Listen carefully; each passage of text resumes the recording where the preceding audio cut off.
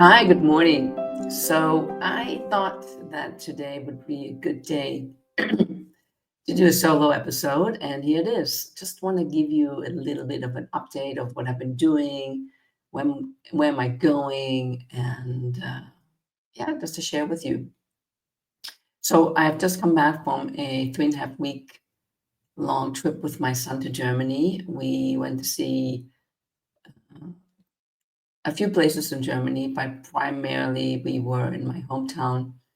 And for those of you who don't know, my mother just passed away about 6 months ago, and my younger brother has been renovating her apartment in a house that I inherited. So it comes with a lot of complications, and it was quite difficult for me to live there. To be, to be flooded with all the memories, looking at her stuff that was still around, and also to live in the chaos that had been created because of the renovations. And I had my son with me, and I realized that it wasn't the best for us to actually stay there. But I didn't know that. And so sometimes in life that happens. We make a decision, we think it's going to work out somehow. And then when we actually get there, when we experience it, it's not what we thought. So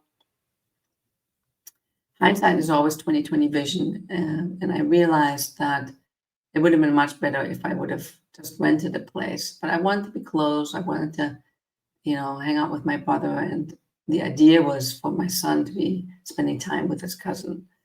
But none of that really happened the way that we thought it was going to happen. So we left the chaos after about a week and went to my other brother. It was calmer, and we spent a few days before we took off to visit a friend. And that was actually quite wonderful. My son knew this friend, and even once again, there weren't any kids around for him to play with. My son is 9, about to be 10. There were adults that were interested in being with him. And for me, it created the situation of where I felt that we were wanted. And, I've been away from Germany for 40 years, and it's difficult sometimes to be a tourist or somebody who's returning to her own country. I feel comfortable, but I don't belong. I do have a strong sense of I don't belong there, even though I'm from there and I speak the language. And so when people are extending this warm welcome to us and they really want us, it makes me feel good. It makes me feel like maybe for a moment I do belong. So as you can hear, my entire 3.5 weeks were sort of, do I belong? Where do I belong? And I've recently, especially with the politics in Israel, I even though I belong here because I live here, I also feel like I don't belong here. So it's creating a lot of turmoil in my consciousness of where do I actually belong? And I know we always say home is where the heart is, and I do belong to myself. And yet, our selves, our persons, we do want a physical home. And I do feel at home in my place where I live here in Israel. But when I look outside and I see what's going on, I struggle because that's not me. Whatever's going on is not being done in my name, and yet it's being done. And what am I doing to actually, stop it or speak up against it? And that's true for all the things that are going on in the world that, I wouldn't put my stamp of approval on. And that's for all of us, because regardless of where you come from and what kind of politics you have, there's always things that are not yours or you don't uh, support them. And then what do we do with it? How do we be with it?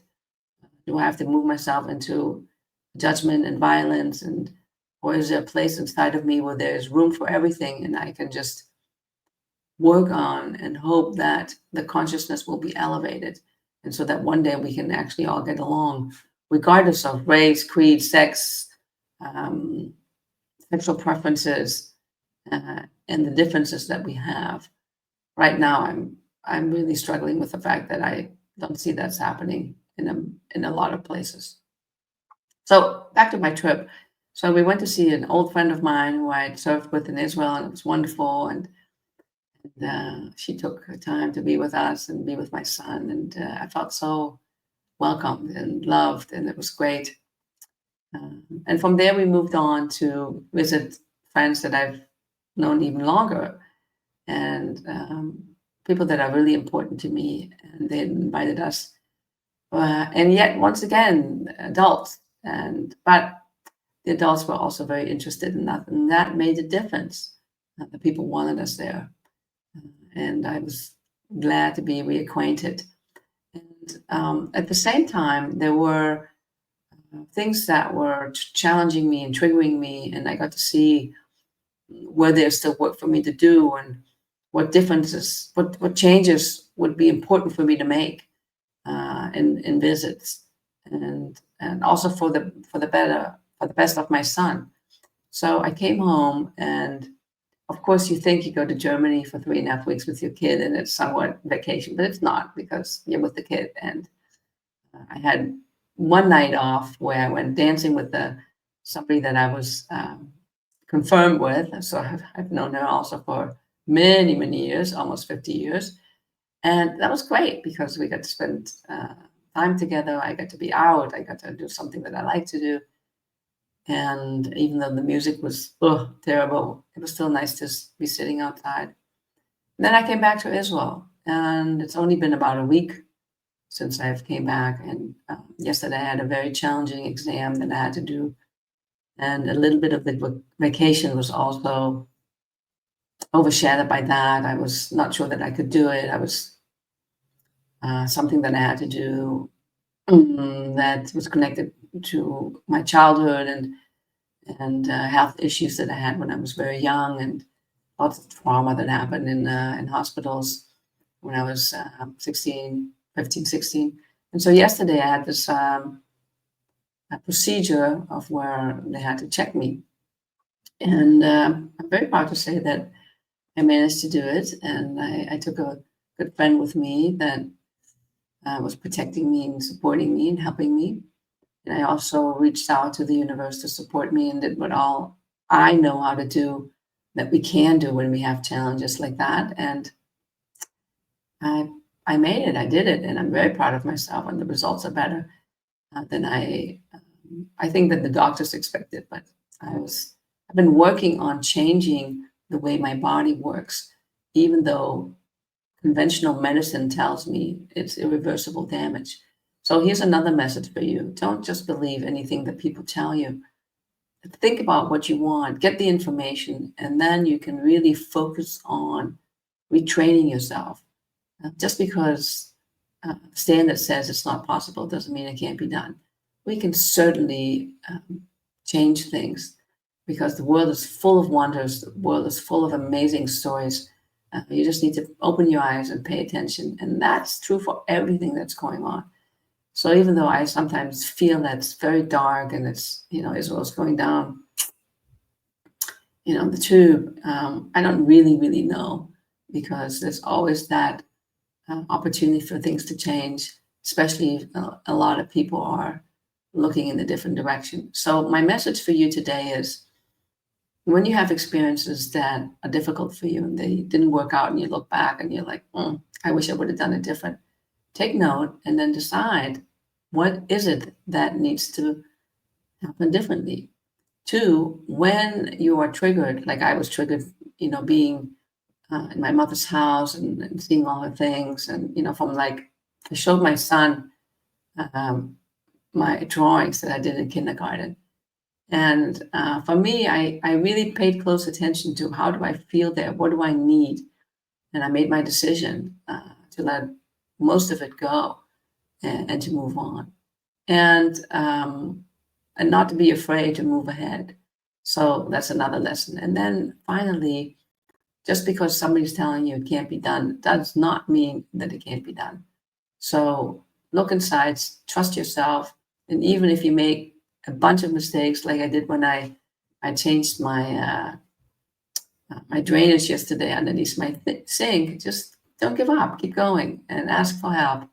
and be creative, and you will see that you will succeed. It might take more than 5 minutes or even 24 hours or maybe, 5 months, but keep at it. Believe in yourself and make it happen. So that's my message for today. And, I do neuroemotional coaching. I work with the unconscious and subconscious, and I work with myself in the same way. So when I was in Germany, I had two people work with me on my belief system and strengthen myself.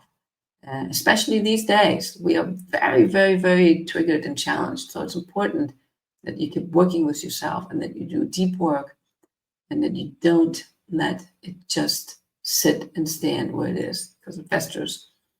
So love yourself, treat yourself. If there's anything I can do for you, call me up, how to get a hold of me. I'm here for you. And I wish you a blessed day and week. Take care.